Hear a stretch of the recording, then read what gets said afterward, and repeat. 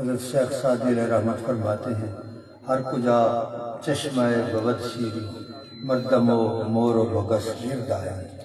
جہاں میٹھا چشمہ ہو وہاں سارے اکٹھے ہو جاتے ہیں، آدمی بھی ہوتے ہیں، جانور بھی ہوتے ہیں، مور و مگس بھی ہوتے ہیں، سب آ جاتے ہیں.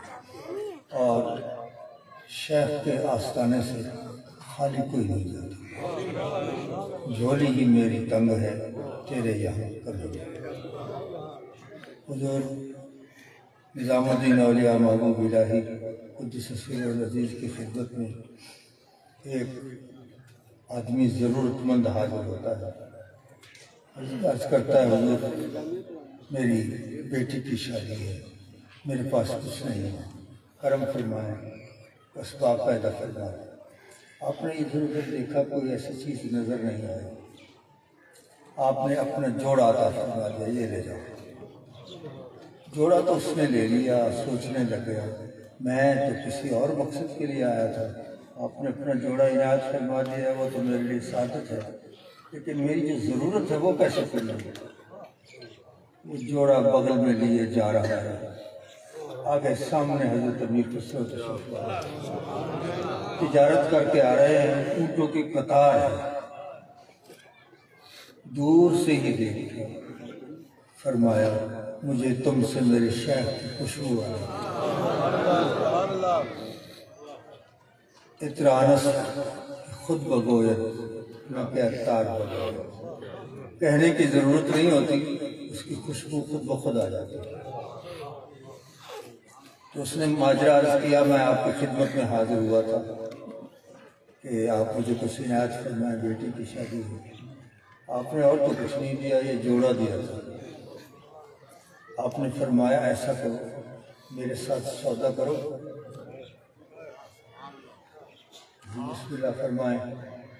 آپ نے فرمایا یہ حضور کا جوڑا مجھے دے دو، یہ اونٹوں کی ساری قطار دی.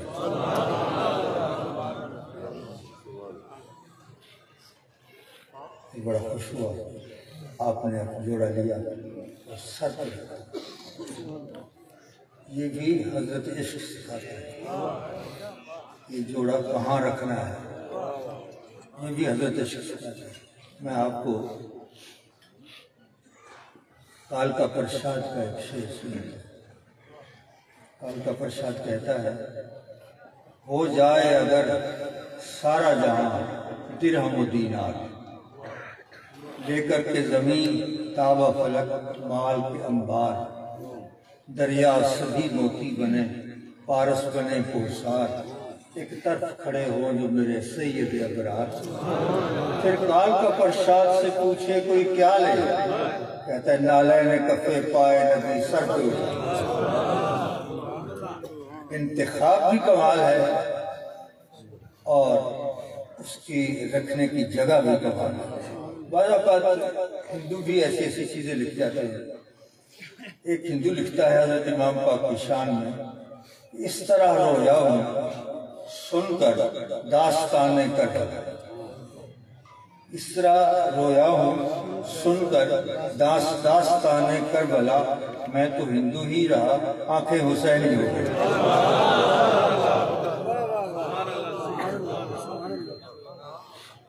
تو اس نے کہا ایک طرف کھڑے ہوں جو میرے سید ابرار. پھر کال کا پرشاد سے پوچھے کوئی کیا لے، نالین کفے پائے نبی سر پہ اٹھا.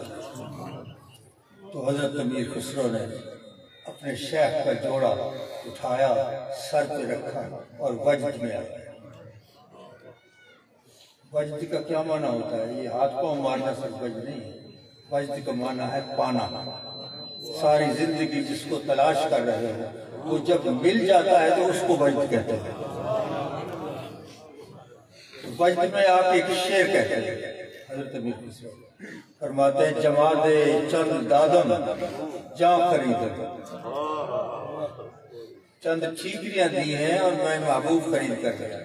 الحمدللہ عجب ارزاں خریدم، خدا کا شکر ہے کتنا سستا سودا ملتا ہے. تو حضرات جو بھی یہاں آتے ہیں آپ یہ نہ سمجھیں کہ ہم یہاں سے خالی جائیں گے. کوئی یہاں سے خالی نہیں جاتا، کسی نہ کسی طرح اس کی مراد پوری ہو جاتی ہے. جلدی یا بدیر مرادیں پوری ہوتی ہیں. تو شیخ کے آستانے پہ جب آئیں تو آپ ادب کا خیال رکھیں. یہاں ایک دفعہ ایک دلچسپ لطیفہ ہوا، ہمارے ایک پیر بھائی تھے صوفی فقیر محمد صاحب رحمۃ اللہ علیہ، وہ بڑے جلالی تھے، جب جوش میں آ جاتے تو پتلے سے تھے، پٹیالہ کے تھے اور بڑا اونچا بولتے تھے، شور دور تک پہنچتا تھا۔ میں گھر سے آواز سن کے آیا کہ کیا مسئلہ بن گیا، تو وہ کہنے لگے، میں کہا صوفی صاحب کیا بات ہے؟ کہنے بس ہی ہم بیتوں کی باتیں کریں، بیتوں کی باتیں کریں۔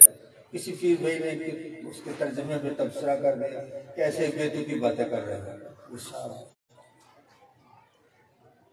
میں نے کہا اب مجھے اس معاملے کو سلجھانا تھا۔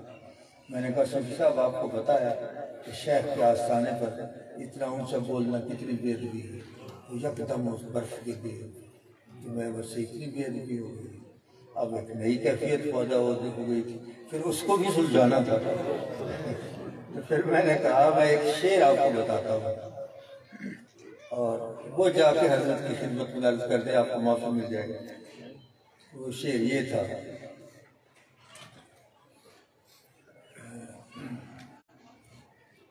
شعر یہ تھا، برہم نہ شود تب گلز نالائے بلبل،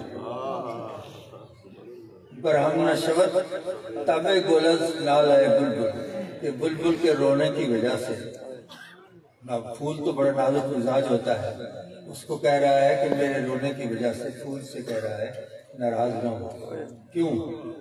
آواز گدا رونق کے دربار کریم سے، یہ گدا کی آواز ہوتی ہے، صدا ہوتی ہے، پھر رونق ہوتا ہے۔ تو بہرحال انداز تو سب کے اپنے اپنے ہوتے ہیں، اس طرح ہوتا رہتا ہے۔ ایک بات میں آپ سے پھر بار بار عرض کرتا ہوں، آپ توجہ نہیں دیتے، شاید اس سے میرا دل آزردہ ہوگا آپ کی طرف سے، اور وہ یہ ہے کہ ایک اعلان کیا جاتا ہے کہ محفل اتنے بجے شروع ہوگی، آپ گھنٹہ ڈیڑھ گھنٹہ لیٹ آتے ہیں، اس کی وجہ سے محفل لیٹ شروع ہوتی ہے۔ اس سے ہوا میں تو نہیں کسی نے کلام سنانا، آخر کو لوگ ہوں گے تو کلام سنیں گے، تو اس کی لیٹ ہونے کی وجہ سے اب یہ عالم ہے کہ 4 بج چکے ہیں اور ابھی ہم نے ختم شریف پڑھنا ہے، دستار بندی ہونی ہے، یہ اور ٹائم لگ جائے گا، آپ اتنی دور سے آتے ہیں۔ یہ جو کھانا ہوتا ہے نا، لنگر، انسان کی زندگی کھانے کے لیے نہیں ہوتی، کھانا زندگی کے لیے ہوتا ہے، لہٰذا اس کی طرف توجہ کم کریں۔ ہماری تو یہ کوشش ہوگی کہ ہم اچھے سے اچھا کھانا کھلائیں، بڑی ترتیب کے ساتھ، بڑے نظم و ضبط کے ساتھ کھلائیں، لیکن وقت پہ آنا کم از کم، یہ بڑی عجیب بات ہے۔ تو آئندہ انشاءاللہ تعالیٰ میں یہ چیک کروں گا کہ جب یہاں محفل ہو رہی ہے اس وقت کمپلیکس میں کون کون ہے، اپنے ڈیرے پہ کون کون ہے، اور پھر ان کی باز پرس بھی ہوگی، اس لیے کہ عصا نہ ہو تو کلیمی ہے کار بے بنیاد۔ آپ مجھے عصا اٹھانے پہ مجبور نہ کریں، برائے مہربانی آئندہ اس بات کا خاص خیال رکھیں، ورنہ شاید تھوڑی دیر کے لیے میں بھی آپ کا لحاظ ایک طرف کر دوں گا۔ آپ بے شک میرے لیے قابل احترام ہیں، لیکن فاضل بریلوی علیہ رحمت کی خدمت میں ایک سوال آیا کہ استاد تو شاگردوں کو سزا دیتے ہیں، اور اگر استاد غیر سید ہو، شاگرد سید ہو، اس سے غلطی ہو جائے تو کیا اس کو سزا دی جا سکتی ہے؟ تو آپ نے فرمایا سزا تو ہے سب کے لیے برابر، لیکن جب کسی سید سے غلطی ہو جائے تو استاد یہ سمجھے کہ سید کے پاؤں کے ساتھ غلاظت لگ گئی ہے، میں اتار رہا ہوں، تو آپ مجھے اس غلاظت کی اتارنے کا موقع عصا کے ساتھ نہ دیں، میری اس بات کو کافی سمجھیں۔ اگر آپ پیر بھائی ہیں، آپ کو عقیدت اور محبت ہے، تو آپ کے لیے اتنا ہی کافی ہے کہ جو ہی یہ محفل کا ٹائم ہو نہ ہو، قوال نہ ہو، میں نہ ہوں، کوئی نہ ہو، آپ کا کام ہے ہر ٹائم شیڈول کے مطابق آپ وہاں تشریف لائیں۔ تو تھوڑی تھوڑی دیر میری یہ بات رکھی غالب، مجھے اس طرف نوائی سے معاف، آج کچھ درد میرے دل میں سما ہوتا ہے، تو مجھے دکھ کے ساتھ اللہ بات آپ کے ساتھ کرے۔ اتنی آپ عقیدت دکھاتے ہیں، لیکن اس معاملے میں آپ بڑی بے پرواہی کا مظاہرہ کرتے ہیں، تو وقت پہ آیا جایا کرے تو بہت پہلے قوالی ختم ہو جاتی، لنگر وقت سے ہو جاتا، جانے والے اپنی منزل پہ روانہ ہو جاتا۔ میں پھر ان حضرات کا، مشائخ اعظام کا بے حد شکر گزار ہوں کہ آپ تشریف لائے، آپ آ گئے تو رونق کاشانہ ہو گئی۔ میں بے حد شکر گزار ہوں، پیر بھائیوں کو شکر گزار ہوں، سب کی خدمت میں مبارکباد پیش کرتا ہوں۔